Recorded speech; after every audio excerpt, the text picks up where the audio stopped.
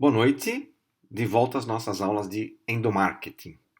E hoje, na nossa segunda aula, vamos falar sobre desafios para o século XXI. A gente ainda não vai começar a discutir endomarketing porque nós precisamos consolidar o nosso conhecimento, a nossa percepção do que está acontecendo nas empresas hoje. Senão, o conceito de endomarketing vai ficar no vazio, como tem acontecido com algumas empresas que não levaram em consideração o conceito forte que está por trás disto. Tá? Então, não vai ser o nosso caso. Nós estamos aqui discutindo para valer o assunto. Na aula passada, a gente falou sobre empresas orientadas para o mercado. E lembre-se desse tripé: cultura, aptidões e estrutura necessários, tá, para que uma empresa seja efetivamente voltada para o mercado. Então, nós vamos discutir lá na frente, vamos voltar a esses três conceitos para entender bem a fundo o conceito de endomarketing. Né? Ainda falta discutir, hoje nós vamos discutir mudanças, mas ainda falta discutir o conceito de marketing, né? Para a gente entender essa palavra endomarketing.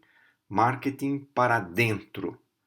E não é, obviamente, tão claro assim que a gente esteja discutindo o produto da empresa. Não é bem isso. Por isso que nós estamos consolidando aqui o conceito de empresa, de foco no mercado e de marketing, para aí sim a gente entender e aprofundar mais o conceito de endomarketing, que eu ainda não expliquei o que é, mas chegaremos lá, já já. Então, hoje, nós vamos discutir este assunto, desafios para o século XXI. Tá? Eu peguei aqui um modelo baseado num livro do Philip Kotler. A gente já falou dele na aula passada, né? Estamos falando dele de novo, vamos falar mais, porque afinal de contas ele é o papa do marketing. Ele é a pessoa que mais tem discutido marketing nos últimos anos. Então, no livro dele, chamado Marketing para o século XXI, ele discutiu aí algumas mudanças entre a gestão da empresa no século XX e a gestão que ele imagina terá sucesso nas empresas no século XXI.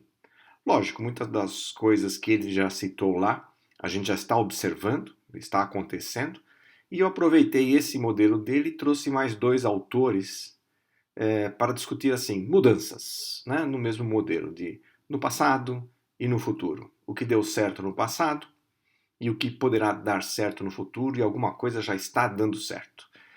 Com isso em mente, aí a gente vai poder discutir melhor endomarketing. Tá bom? Então, vamos lá? Vamos ver aí que mudanças são estas, que desafios são esses que a empresa tem que enfrentar para ela ter sucesso. Primeiro, ele chama de passado, né? O que no passado colaborou para o sucesso da empresa? Então eu vou listar aqui.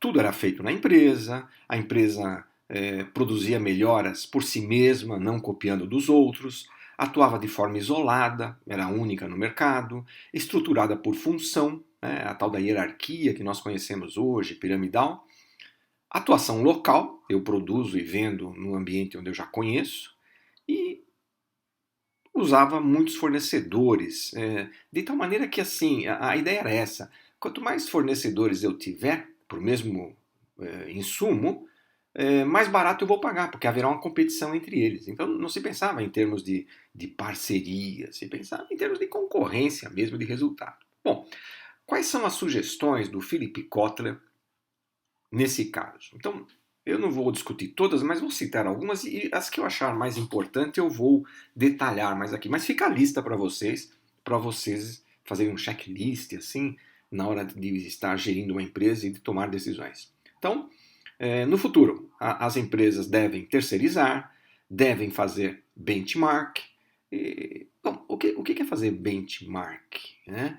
É você olhar para fora da empresa e ver quem está fazendo a mesma coisa que você faz, ou algo parecido, ou processo semelhante, mas faz melhor. Então, fazer benchmark é aprender com o concorrente, aprender com os outros a fazer melhor e implantar na sua empresa. Né? No passado você fala, bom, então eu tenho que copiar os outros. Não é bem assim, na verdade eu tenho que adaptar e ver o que há de diferente, né, no processo e que eu possa trazer para a minha empresa e também ser útil, também obter resultados positivos. Atua em rede, estruturada matricialmente, não a tal da pirâmide, mas né, possivelmente um cubo, um quadrado. Isso também já se discutiu muito e a gente sabe que pequenas empresas não funcionam com estrutura matricial. Porém, grandes empresas, empresas multinacionais, sim, funcionam muito bem e isso já está sendo praticado.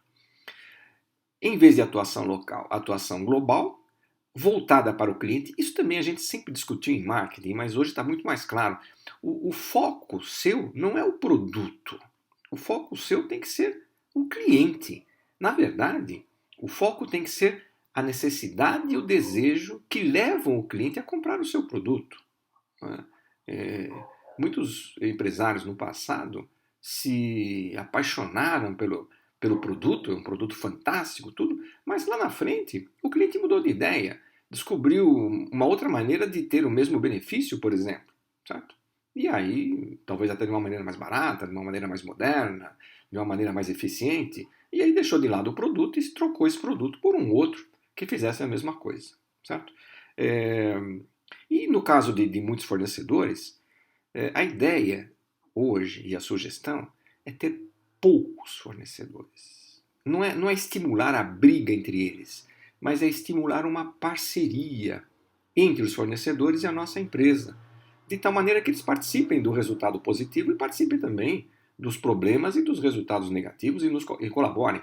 Vejam que isso faz parte da visão sistêmica que nós discutimos, né? Buscar um equilíbrio entre as partes que compõem esse processo. Mais um pouquinho. No passado, as empresas tinham produtos padronizados, trabalhavam com marketing de massa, foco no produto, diferenciais sustentáveis, desenvolviam lentamente novos produtos e adotavam uma gerência de cima para baixo, né, com a tal da hierarquia das funções. Sugestão do Philip Kotler para o futuro: produtos personalizados. Mas a gente sabe que é difícil personalizar produtos, né? Então, talvez aí a gente busque alternativas, agregando serviços ao produto e dando a impressão para o cliente de que aquele produto foi feito para ele. Né? E, na verdade, não é trabalhar com o cliente, mas é trabalhar com o grupo de clientes que tenham as mesmas características. Né? Trabalhar com clusters. Em vez de marketing de massa, portanto, marketing one-to-one, que tenta ser personalizado. Foco na cadeia de valor e não no produto, quer dizer, o que vale é o processo todinho, quanto custa o processo todinho, onde estão os pontos chaves desse processo para a gente trabalhar. Em vez de trabalhar com diferenciais sustentáveis, é buscar sempre novos diferenciais. Hoje o mundo, as mudanças são tão rápidas que qualquer diferencial que você obtiver, um concorrente pode superá-lo imediatamente, pode fazer igual. E no passado isso era difícil de acontecer. Hoje não. Hoje é mais fácil de acontecer. Mais fácil de acontecer. Então, não é ficar sentado nos louros, nas mudanças, mas é buscar constantemente mudanças. Desenvolve aceleradamente novos produtos, exatamente por causa disso. E gerência 360 graus. Na verdade, hoje a hierarquia continua existindo na empresa, porém, a gente consegue derrubar um pouco essa questão de autoridade, de responsabilidade e fazer com que todos participem do processo, né? Tanto dando palpite quanto analisando, avaliando e resolvendo situações. Agora vamos ver Prahalad, né? Um especialista em estratégia, em desenvolvimento. Né? Hoje ele é falecido, mas no passado ele foi considerado eminência parda aí de alguns governos ajudando nessa questão de desenvolvimento econômico de alguns países, tá bom? Ele não escreveu nenhum livro dizendo assim o que eu acho que foi bom antes ou será no futuro. Mas pegando a mesma ideia, eu tirei aqui de alguns livros dele algumas lições pensando no futuro. Então, ele dizia isto: o ambiente local tornou-se ambiente global. Isso quer dizer o seguinte: empresas não pensem pequeno, não pensem localmente, pensem grande. As barreiras comerciais, econômicas, serão derrubadas. E com isso, as empresas terão acesso a um mundo menor, né? Assim, em termos de distância, mas maior em termos de opções. A concorrência não é só com as empresas similares. Bom, isso nós vimos, né? Hoje, com o desenvolvimento, por exemplo, aí do celular, onde estão as empresas de câmeras fotográficas? Né? E mais, outras coisas desapareceram também com o celular, por exemplo, despertador, que mais? Guia de mapas, né, para a gente andar, relógio, inclusive, a gente tem relógio agora no celular, não precisa mais usar relógio de pulso. Isso ele já dizia lá atrás. O ambiente aconchegante se tornará hipercompetitivo, verdade. As fronteiras setoriais que antes eram claras, hoje serão incertas, exatamente porque as empresas estão competindo entre si não só pela similaridade de produtos, mas pelo tamanho do mercado. A estabilidade foi substituída pela volatilidade, sim, muitas empresas aparecendo, muitas empresas desaparecendo. Os intermediários serão trocados pelo acesso direto, e a internet já está nos mostrando isso. As empresas especialistas substituem a integração vertical. É a maneira de explicar a terceirização. Né? Em vez de você fazer tudo na empresa, você vai buscar outras empresas especialistas em determinados processos, para que você não faça tudo e você faça melhor, né? No final das contas. E tecnologias isoladas se tornam tecnologias integradas. Sim, né? A gente está vendo isso em tudo. Hoje você compra um automóvel e ele tem muitas tecnologias diferentes ali para você utilizar. Né? E não só lá, em casa, hoje, objetos que a gente usa, eletrônicos, que têm várias funções e que utilizam tecnologias de diferentes formas. Kiernan, ele é especialista em desenvolvimento organizacional. O que ele colocou? Ele disse que ele chama de paradigmas, né? Paradigma é quando você muda. Paradigma é um padrão. Quando você muda o paradigma, você está mudando o padrão. E os especialistas dizem que quando você muda o paradigma, o passado não tem utilidade mais, porque mudou tudo daí para frente. O passado tem utilidade só como história, só como conhecimento. Mas ele mudou o paradigma, mudou o padrão. Ok.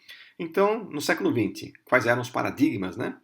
Porte e escala, tamanho, né? E capacidade de produção. Comando e controle de cima para baixo, já vimos isso em marketing. Rigidez organizacional, controle por meio de regras e hierarquia, estabilidade e previsibilidade. Qual a previsão dele para o século XXI? Velocidade e responsividade. Aqui, ó, responsividade não é responsabilidade, não está escrito errado também. É um anglicismo, na verdade a palavra é responsivity, velocity of response, velocidade de resposta. Então, tudo bem, aportuguesamos isso, né? Responsividade. Então, isso aí que eu quis dizer, velocidade de resposta.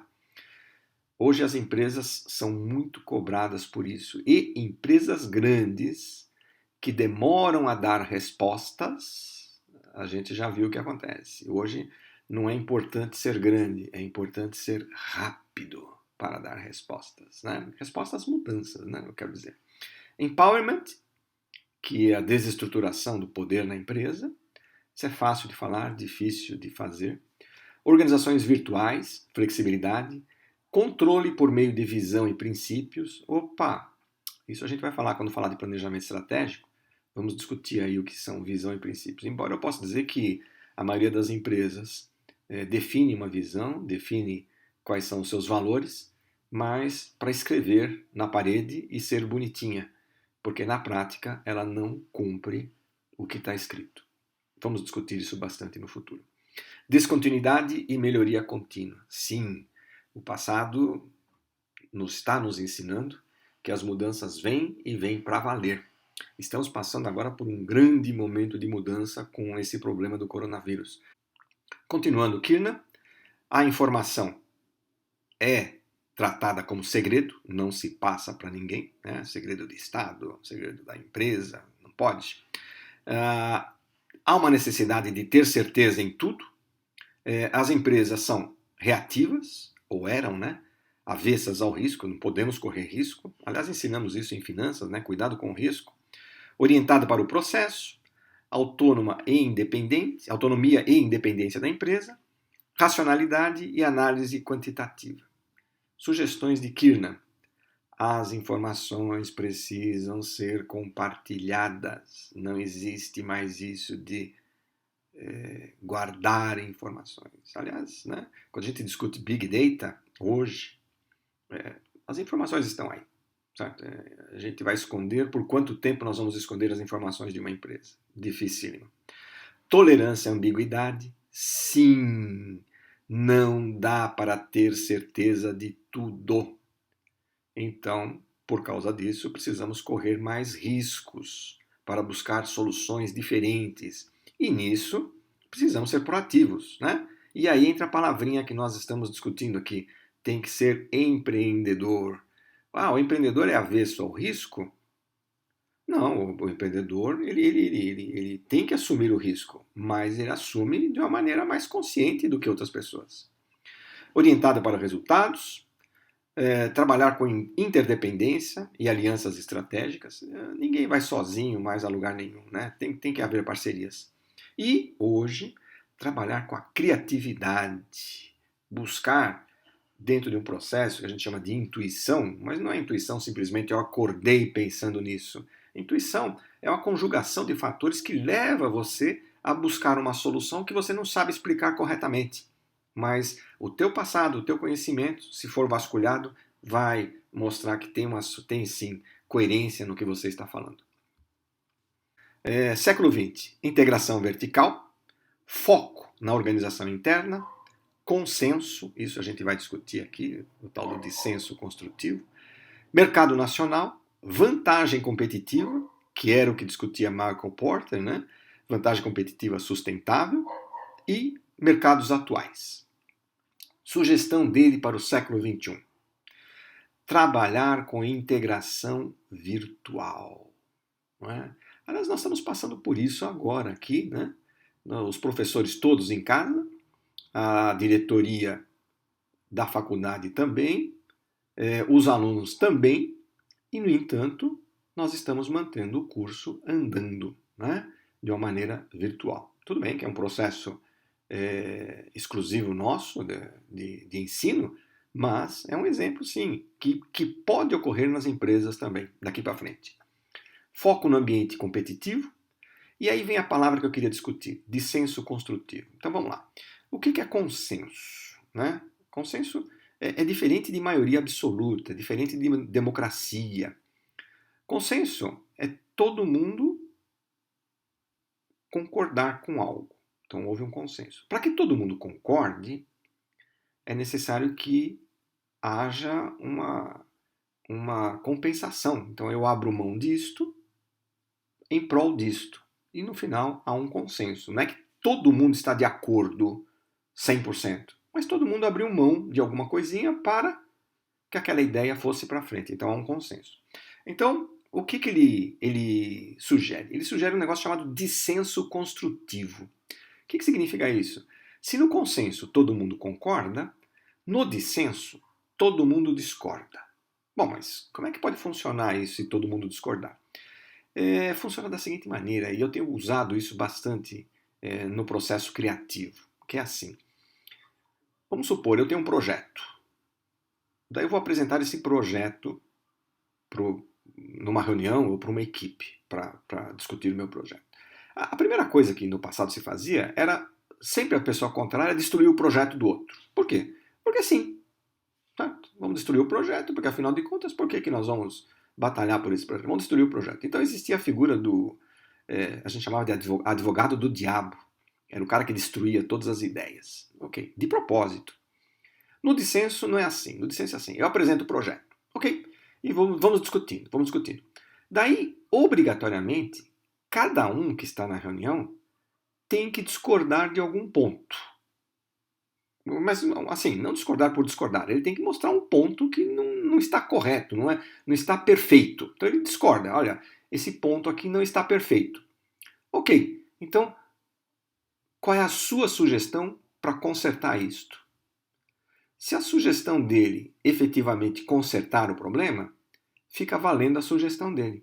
Se a sugestão dele não consertar o problema e ficar na mesma, fica valendo a sugestão de quem apresentou o projeto. Então, a ideia é você apresentar pontos conflitantes não para derrubar, mas para ajudar a buscar uma solução melhor. Essa é a ideia. E funciona, viu? Então isso chama-se dissenso construtivo. Adotei isso e vale a pena vocês pensarem nisso nas empresas. Em vez de mercado nacional, mercado global. Em vez de vantagem competitiva, vantagem colaborativa. Aí vem de novo a visão, a ideia de parcerias, né? Constante reinvenção da vantagem, também já foi dito isso lá atrás, não devemos obter uma vantagem e ficar sentado em cima dela, mas buscar constantemente a melhoria dessa vantagem. E pensar em mercados futuros, né? Hoje eu diria que o grande objetivo de marketing não é manter mercados, porque isso é dificílimo, mas é desenvolver novos mercados, né? Buscar novas utilidades para o seu produto, buscar novas maneiras de utilizar o seu produto e não ficar sempre nas mesmas maneiras. E se for o caso, desenvolver novos produtos que inclusive canibalizem o produto que você já tem hoje. Faça isso antes que os seus concorrentes façam, não é verdade? Um grande abraço a todos, até a semana que vem.